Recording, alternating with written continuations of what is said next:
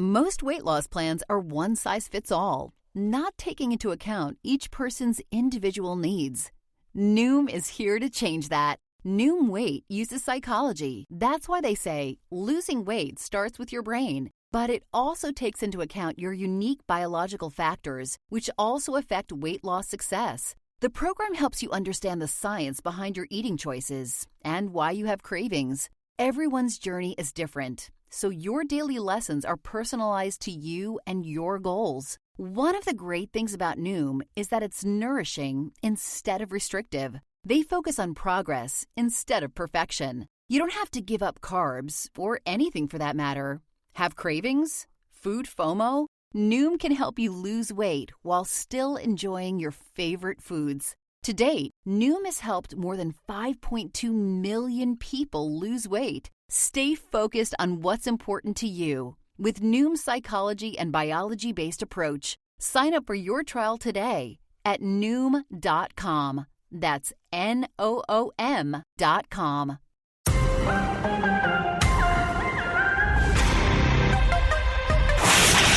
This is the Janine Pirro Show.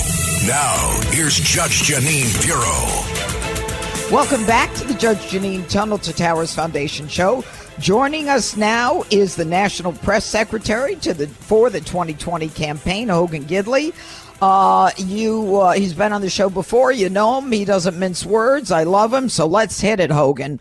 Now, Kamala is closing the race by claiming not that she's wonderful, that she can do anything, or that she will do anything for you, but by saying that Donald Trump is a fascist and a Nazi.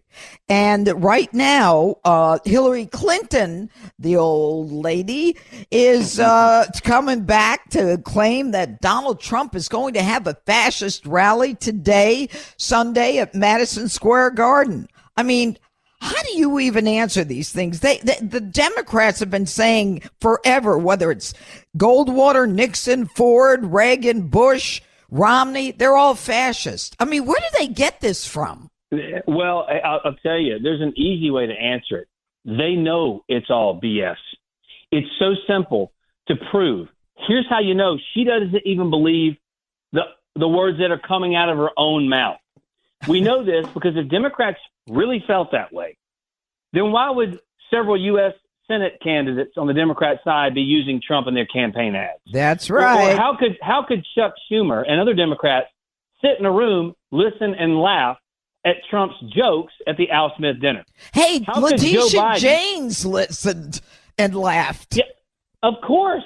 And Joe Biden even put on a MAGA hat at an event, just joking around recently. These are hardly the actions of people in a party who really believe that Trump is evil. But this dangerous rhetoric, for purely political gain is a pattern for Kamala Harris. Because remember, as a candidate, she called Joe Biden a racist and a rapist on a debate stage after she had already asked Joe Biden to come out and do events for her in California, after she'd worked with Beau Biden, Joe's son who died of brain cancer. So in the hospital. When she was asked about it on a late night talk show, she laughed that weird laugh and said it was a debate, as if that excuse completely exonerates her from using those horrible words. But it's an admission that she will do and say anything to gain political power and doesn't care who she hurts. And while she thinks this may gain her votes, I'm afraid it may get someone killed. Well, especially, God forbid, the former president, where there have been 2 assassination attempts, one where he was actually hit. But, it's amazing that, they come out and say, it's the Republicans' rhetoric when it's Donald Trump who was shot. It's the Republicans who are fascist when they are taking down these attempted assassinations, and not only domestically, but by foreign countries. But I even have to correct myself, taking them down. I mean, what happened in Butler, Pennsylvania was an outrage, given the fact that they weren't even able to protect the president. They didn't have communications, but I don't want to spend time on that. I want to spend time, Hogan Gidley, on how the end of this campaign, how is the president closing out? It's a tight race. What is the president doing? What is his message? Well, we have been on the campaign trail on the Trump bus, while he's over doing big rallies. Some of the folks who worked for him in the past, some names you would know, are out kind of talking to the people, trying to get a gauge of this on the ground and just presenting the facts to the folks. I'll tell you, I've never seen this type of excitement, this type of enthusiasm. But what's interesting is this time, most of the people, when we asked the crowds of anywhere from 50 to 200 people, have you voted? They all raised their hands. And we ask them what they're doing with the last 2 weeks. And they say going to get their friends, going to get their family, going to get their colleagues, their coworkers, getting them to vote now.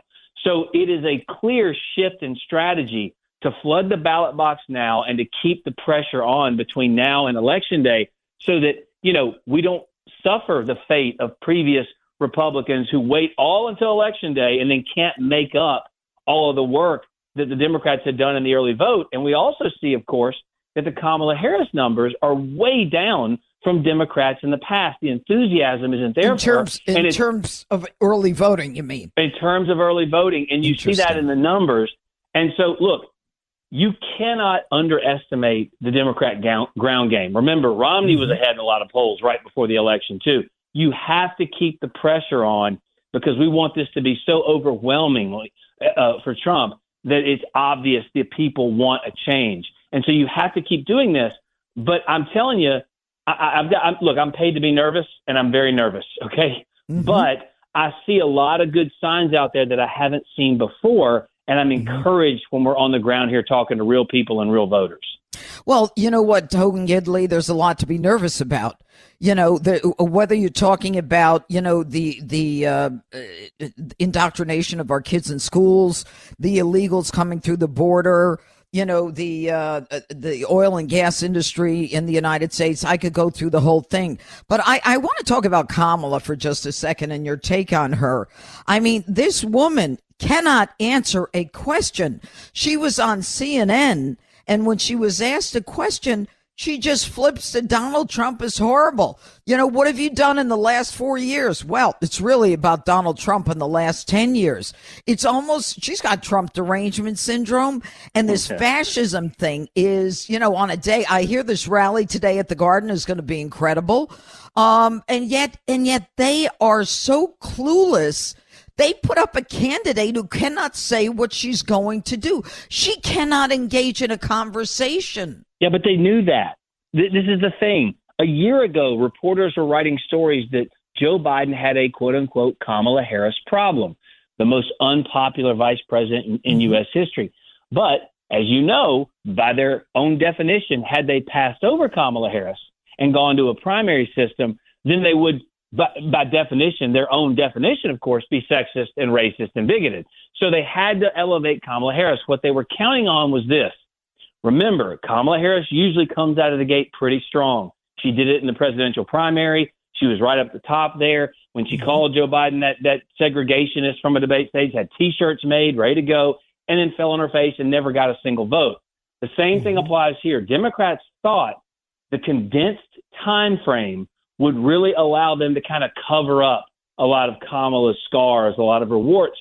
And it just doesn't, because when they spend $1 billion and they get $1 billion of free positive TV advertising, loving on Kamala Harris, and she didn't run away with the thing, they realized they had to put her out on the trail in front of people in unscripted moments. But as you know, when you do that, the more people see her, the more they don't like her. And these answers that she gives, or non-answers, she can't give a good answer when the thing's scripted. She can't give a good answer when she's off the cuff because she's not good at this. Donald Trump went into a McDonald's, a billionaire businessman. Oh, was that wonderful? And it was beautiful. The outcry from the media wasn't because they were mocking him because they thought it failed. They were mocking him because they knew how successful it was. It's iconic. It's iconic. And Kamala Harris could have practiced for that, just like she did for those dinner parties she had to practice for with her staff for a year, and wouldn't have been able to accomplish what Donald Trump did in just an hour. I'm telling you, she's just not good at this. The Democrats knew that on the front end. Now, you can see a lot of the pundits on their side already starting to make excuses for her, which is a cause, for me to be a little more optimistic, because they wouldn't be saying these things trying to cut bait now if they really thought she was going to run away with this.